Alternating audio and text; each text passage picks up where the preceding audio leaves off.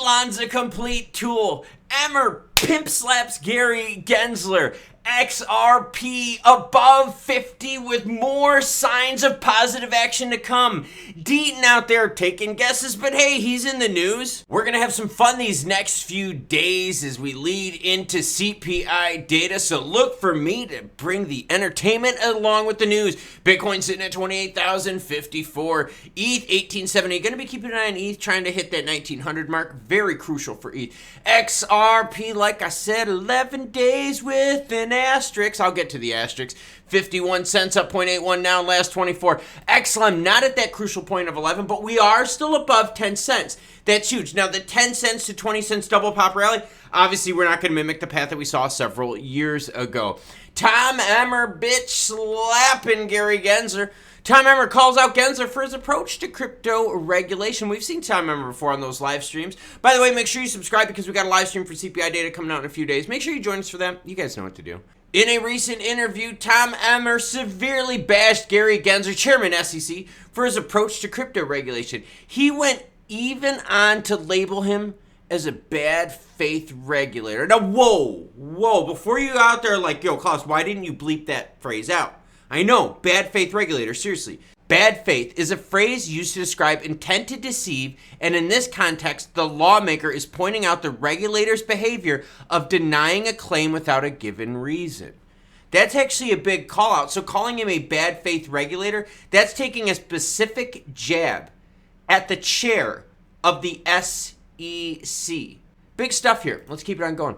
As Twitter bird returns, Elon Musk removes the W from the company name on HQ, calling it the Titter building. Oh, this is so stupid.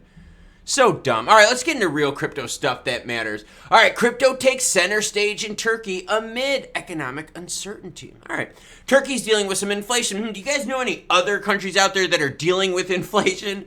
Check this out. Look at their inflation rates. Right now at 55.2%. Over the last 5 years, you can see the Turkish lira has just declined heavily from 25 cents to the dollar now to 5 cents to the dollar.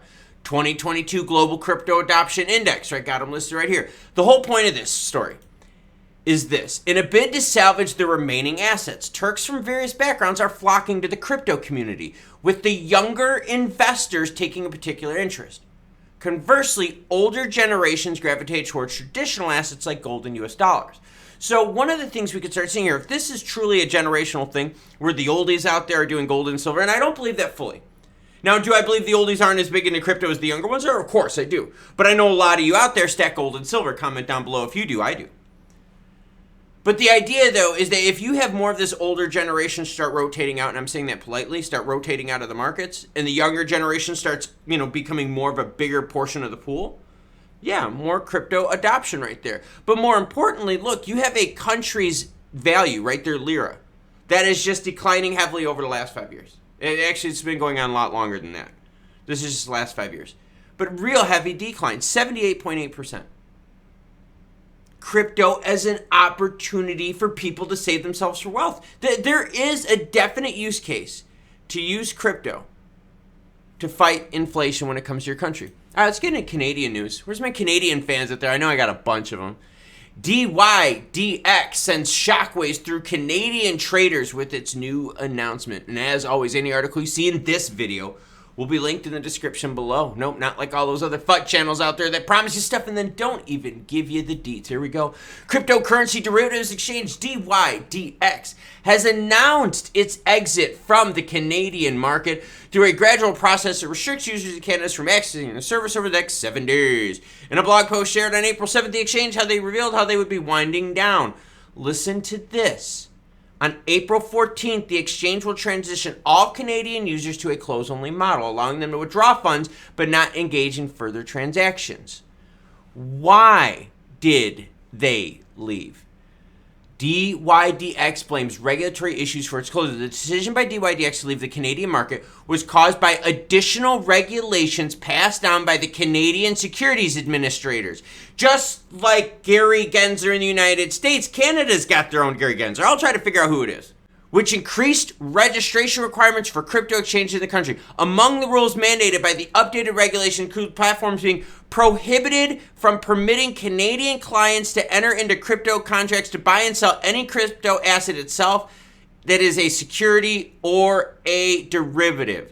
And here's that announcement from DYDX, Winding Down Services in Canada. D now getting out there. D's getting a lot of publicity. And remember, like I said, the lawyers always win, right? Because whether they win or lose, these guys are getting paid. Now hold up. Whether they win or lose, their firms are also getting massive exposure.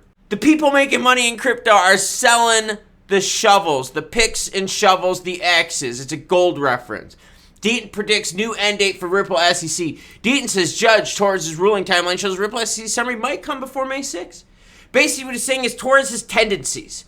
And these tendencies, right, we all have patterns, okay? I want you to think of some of the patterns you do. Do you always get up and do like a morning coffee? Do you do like a family vacation once a year, maybe twice a year?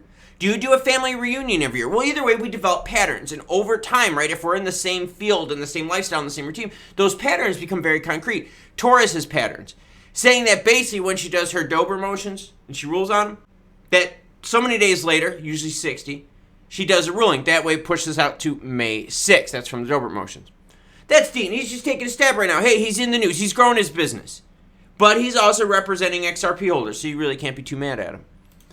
XRP holds steady above 50 cents for 11 consecutive days. I'm putting an asterisk in there. Bad naughty title tag. Here's why. Because on this date right here, you could see we did have a, quote, close. There is no close in crypto, but if you make like a stake in the line and say, hey, this is the end date, just for filing purposes, so you have like normal numbers, we did have a 49.7. Speaking of that 49.7, let's swing it on over the charts and take a look. All right, hey, holding above the 50 cent mark. In fact, we've already had a movement up from that 50 cent mark. So you could see floor support at 50 is there. That's the purple line for everyone. Let's just move this so you can see a little bit better. Once we tested just below that floor, right, the market didn't like him. I was, whoa, hey, under 50, it's a bargain. That's what we saw. We saw under 50. Buyers saw that as a bargain. You only got that under 50 for a couple days in a row. We touched it a few times later, but 2 days in a row, right, we really touched it where people are getting nervous. I was even one of them. I was getting nervous because the volume just went severely down. Volume just plummeted. But we touched it, we've come back. That's positive news, everyone. Very, very positive news. Now, like I said, we got CPI data coming out on the 12th. Oh my God. Fingers crossed, it's juicy news because that is what we need right now. Put more pressure on Jerome Powell and the Fed. So that's all the breaking news and events that are happening right now in crypto, bundled up in a nice, beautiful, tight package just for you. Now, if you want to know what I do outside of crypto, you see that thing over my shoulder right here? Yeah, 6-minute mile flat. That's what I'm training for right now. I'm also training for a 5K and a few other mystery things here. If you're into that kind of stuff, fitness, check out the channel right here. Seriously worth a look. You want crypto Web3 action, XRP, XLM talk, the juicy stuff that makes your blood flow, gets you up in the morning, the passion stuff? Well, you're welcome to check this out right here. Now, until more news breaks, gotta finish my pre-run drink, and I am going to go run in the rain this morning. You cool cats? Have a great rest of your day.